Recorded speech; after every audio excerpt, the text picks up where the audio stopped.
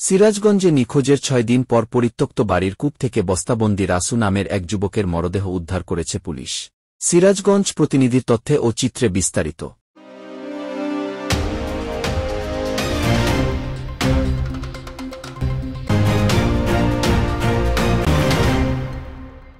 সিরাজগঞ্জের উল্লাপাড়া উপজেলায় একটি বাড়ির পরিত্যক্ত কূপ থেকে রাশেদুল ইসলাম রাসু নামের এক যুবকের লাশ উদ্ধার করেছে পুলিশ। বৃহস্পতিবার ৫ জুন দুপুরে উপজেলার বাঙ্গালা ইউনিয়নের ভয়নগর গ্রামের একটি বাড়ির পরিত্যক্ত কূপ থেকে বস্তাবন্দি মরদেহ উদ্ধার করেছে পুলিশ।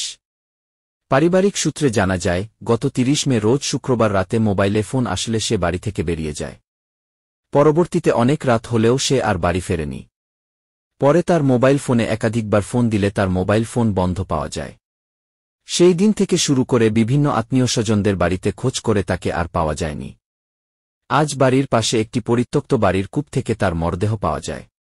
ধারণা করা হচ্ছে কে বা কারা তাকে মেরে ফেলে এই পরিত্যক্ত কূপের ভিতরে ফেলে রেখে চলে যায়। এ ব্যাপারে রাসু হত্যার দৃষ্টান্তমূলক শাস্তি চায় তার পরিবার। উল্লাপাড়া মডেল থানার ভারপ্রাপ্ত কর্মকর্তা ওসি রাকিবুল হাসান জানান, খবর পেয়ে ঘটনাস্থলে পুলিশ পাঠিয়ে মরদেহ উদ্ধার করেছি। ময়নাতদন্তের জন্য সিরাজগঞ্জ সদর হাসপাতালের মর্গে পাঠানো হয়েছে।